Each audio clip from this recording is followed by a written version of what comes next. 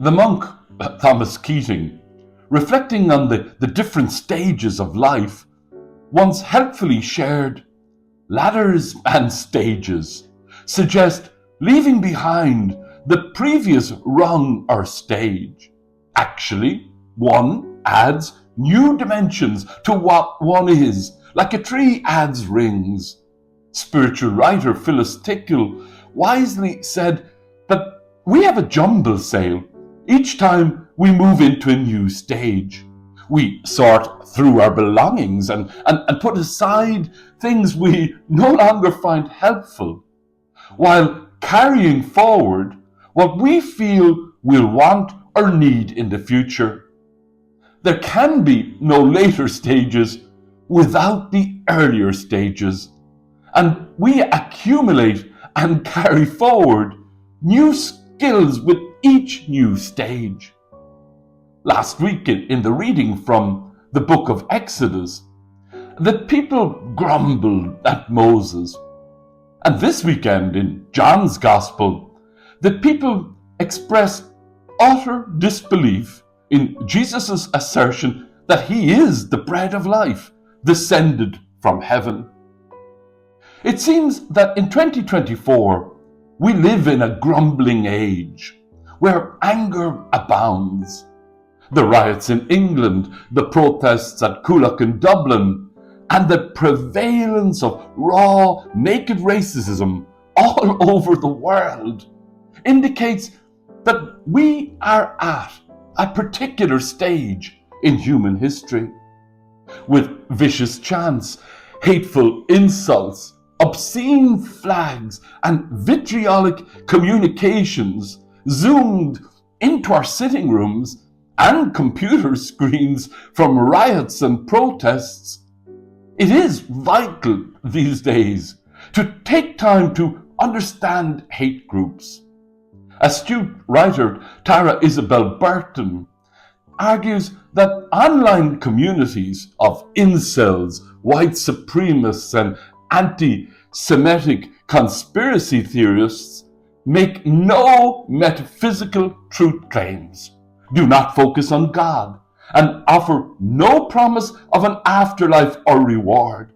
Tara Isabel Burton further argues that they fulfill the functions that sociologists generally attribute to a religion. They give their members a meaningful account of why the world is the way it is. They provide them with a sense of purpose and the possibility of sainthood. They offer a sense of community, and they establish clear roles and rituals that allow adherents to feel and act as part of a whole. These aren't just subcultures, they are churches. And until we recognize the religious hunger alongside the destructive hatred, we have little chance of stopping the riots. I recently had a profoundly insightful meeting with someone I previously mentored.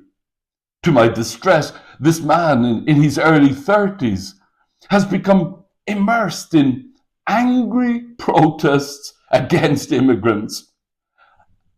I sought to reason with him, but fell silent when he justified his attachment to these angry movements with 3 words: meaning, belonging, and purpose.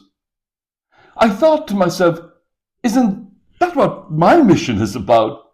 What religion is supposed to do? To offer meaning, stir belonging, and instill purpose.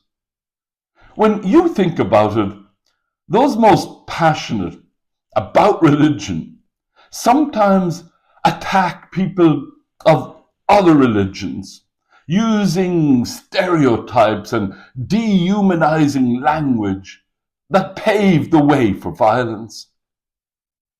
At our current stage in human history, there are no shortage of voices who think that as a critical mass of humanity matures, religion will become unnecessary.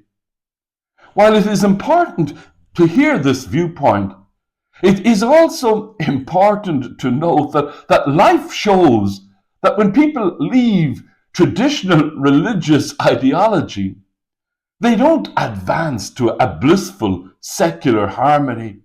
No, we humans just as easily shift the sense of identity we once found in faith into what we might call quasi-secular religions like racism, nationalism, fascism, classism, and other isms. Now, more than ever, the promises religion has traditionally made, a meaningful world, a viable place within it, a community to share it with, rituals to render ordinary life sacred, are absent from the public sphere. In the absence of religion, we fractious humans simply unite and divide around other things, ideologies, dictators, demagogues, racial identities, wealth, weaponry, rumors, patriotism, conspiracy theories, revenge, threats. Poet Madeleine L'Engle wrote that the great thing about getting older is that you don't lose all the other ages you've been. The great thing about a new stage is that you get to keep what you learned in previous stages.